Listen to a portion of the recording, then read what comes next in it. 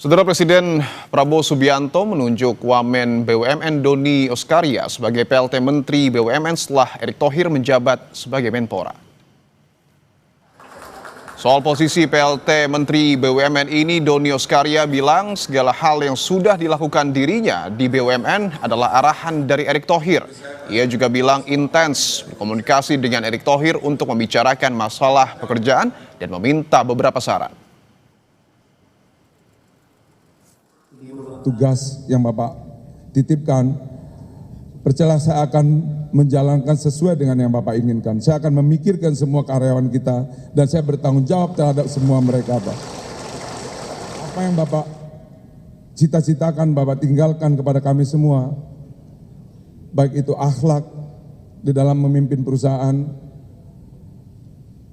begitu juga dengan personality dan kepribadian Bapak yang baik, yang humble, yang menganggap kami sebagai anak. Ini pasti akan kami teruskan. Sebelumnya, Saudara, Menteri Sekretaris Negara sekaligus juru bicara Istana Prasetyo Hadi mengatakan penunjukan Wamen BUMN Doni Oskaria sebagai PLT Menteri BUMN dengan alasan selain karena sudah menjabat sebagai Wakil Menteri BUMN, Doni Oskaria juga menjabat sebagai COO di Danantara, sehingga harapannya bisa mempercepat proses pembenahan BUMN. Ditunjuk Wakil Menteri BUMN atas nama Bapak Doni Oskaria untuk menjalankan tugas pelaksana tugas di Kementerian BUMN. Pertimbangannya apa, Mas? Kenapa Pak Doni? Kan beliau beliau kan memang Wakil Menteri BUMN. Dan kedua, saat ini beliau kan juga menjadi COO di Danantara, sehingga harapannya dengan pelaksana tugas ini diberikan kepada beliau, ini akan mempercepat proses pembenahan BUMN kita yang sekarang memang sedang dilaksanakan oleh Danantara dan Kementerian BUMN. Lebih lengkap soal penunjukan Doni Oskaria jadi PLT Menteri BUMN menggantikan Erick Thohir, kita akan sapa ada Direktur Eksekutif Parameter Politik Indonesia, ada Adi Praitno. Selamat sore, Mas Adi. Selamat sore, Audrey. Ya, sebenarnya sore hari ini kami juga sudah mengundang pihak Istana dan perwakilan dari anggota Komisi 6 DPR dari sejumlah fraksi, namun belum ada yang bersedia hadir dalam diskusi ini. Oke, tapi nggak apa-apa, di sini sudah ada Mas Adi Praitno. Mas Adi, kita flashback dulu ya, pada saat Menpora dicopot Mas Dito Aryo Tejo, kemudian penggantinya tak langsung dilantik. Kemudian juga pada saat kemarin Mas Erick Thohir ini dilantik menjadi Menpora, pengganti Menteri BUMN yang sebelumnya dijabat oleh Erick Thohir juga tak langsung dilantik oleh Presiden Prabowo. Kenapa kira-kira, Mas Adi?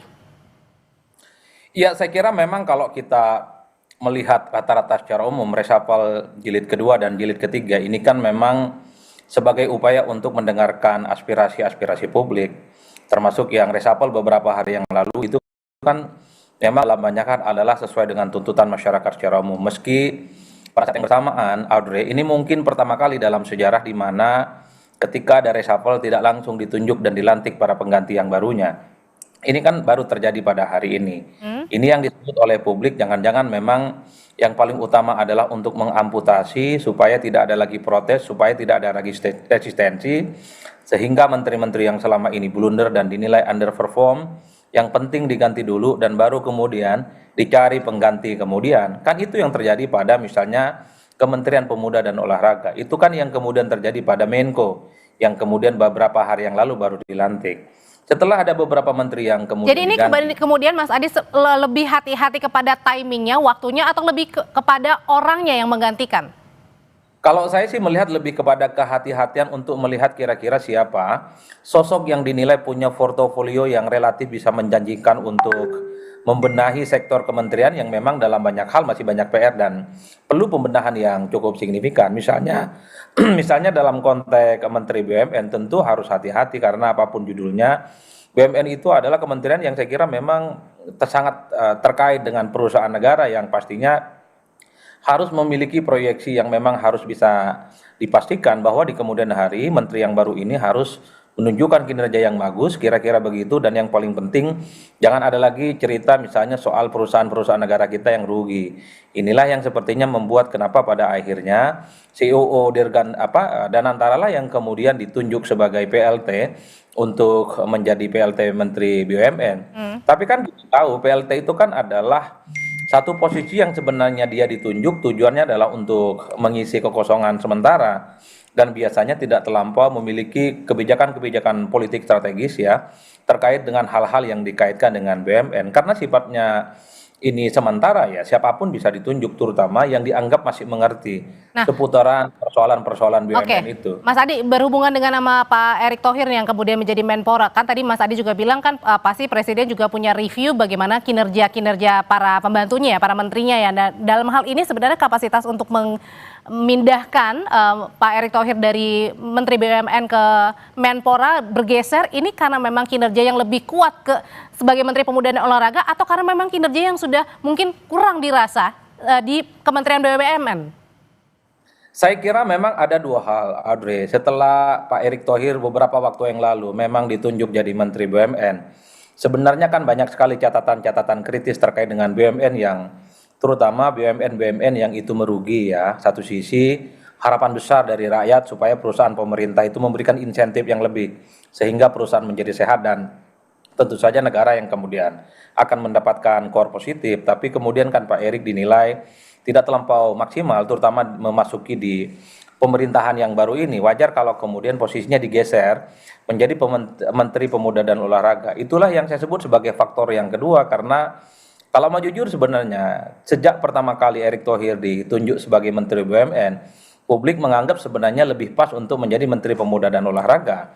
Karena Pak Erick kan dinilai punya concern, punya perhatian, termasuk networking untuk memajukan urusan olahragaan yang ada di negara kita. Dan bahkan Erick Thohir sebagai anak muda tentu diharapkan mampu menjadi inspirasi anak-anak muda kita yang umurnya 17, 40 tahun, 45 tahun adalah mereka yang akan melihat bahwa Erick Thohir adalah sosok yang sangat layak untuk dijadikan sebagai kiblat ya untuk maju di bidang bisnis, entrepreneur, kemudian juga adalah di bidang-bidang usaha.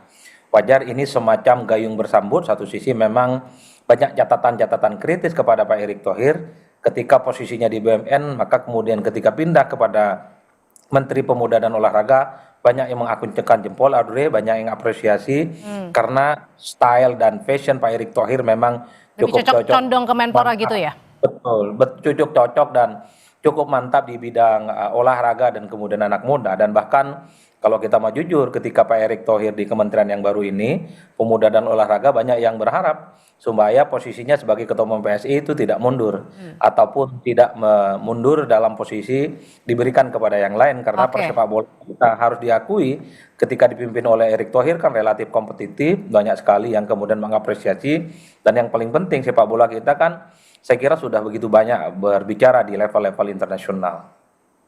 Mas Adi, tapi kalau misalnya dilihat kan ini sudah ada dua pola ya yang hampir-hampir sama pada saat kemarin itu ada kekosongan di Menko Polkam, ada ad interim dan juga pada saat Menpora begitu. Nah sekarang juga terjadi lagi di Menteri BUMN.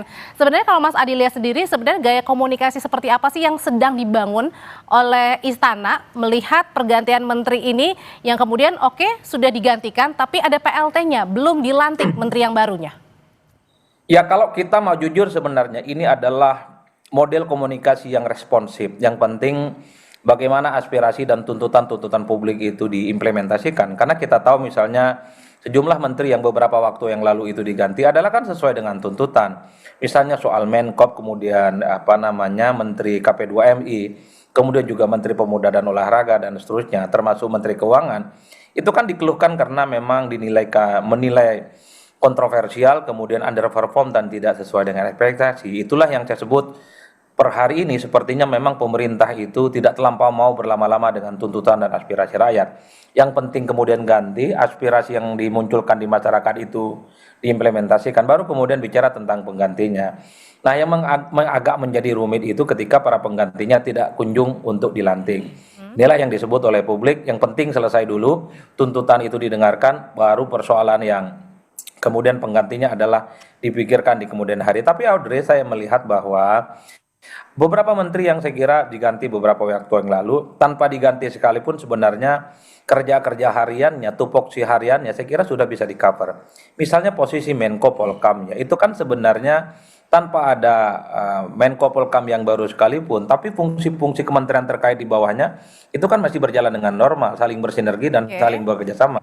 Karena posisi Menko itu sebenarnya adalah sifatnya koordinatif dan ketika ditunjuk ad interim itu kan sifatnya sementara. Mas Adi. Begitupun dengan Menteri BUMN ya, kalau kita mau jujur kan fungsi-fungsi BUMN itu belakangan ini semakin tidak kelihatan signifikan dan dinilai tidak terlampau Dan penting. juga bahkan dikritik ya oleh Pak Presiden ini, katanya banyak BUMN yang tidak masuk akal, rugi tapi komisarisnya banyak. Nah kalau gitu pertanyaan selanjutnya adalah kira-kira siapa representasi atau perwakilan yang pas nih untuk Menteri BUMN yang baru?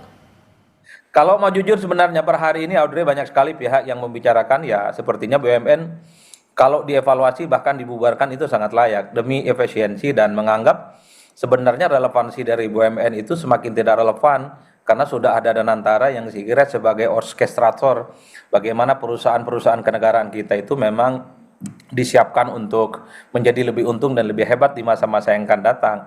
Itulah yang saya sebutkan, Menteri BUMN ketika kosong per hari ini, itu kan dianggap tidak terlampau mendesak karena fungsi-fungsinya sudah dalam banyak hal sudah dilakukan penetrasi, diambil alih oleh Danantara, Audrey. Maka wajar kalau kemudian yang menjadi Menteri BUMN yang baru itu adalah saat ini posisinya sebagai Wakil Menteri. Tapi ingat yang namanya PLT itu sifatnya sementara, hanya mengisi kekosongan jabatan yang ditinggalkan oleh menteri terkait sebelumnya dan tidak memiliki keputusan-keputusan strategis untuk mengeluarkan Berarti kebijakan. artinya bisa saja nanti tidak akan ada Menteri BUMN gitu, artinya dilebur gitu.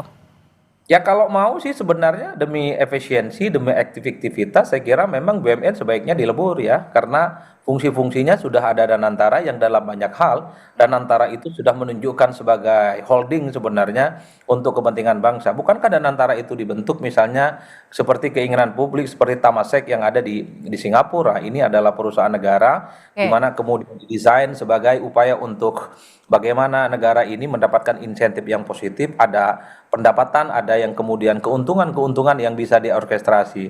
Inilah yang saya sebut sebenarnya tanpa Menteri BUMN sekalipun per hari ini, saya kira Danantara sudah men-take over semua keinginan-keinginan supaya perusahaan negara, perusahaan bangsa itu memang diorkestrasikan untuk mendapatkan keuntungan yang banyak ke depan. Oke, tapi Mas Adi juga tidak bisa dinafikan kalau seorang Erick Thohir ini adalah menteri atau sosok yang orang dekat dengan Pak Jokowi, dengan tidak lagi menaruh Erick Thohir di BUMN, pertanyaannya apakah ini memengaruhi hubungan antara Pak Presiden Prabowo dengan Solo?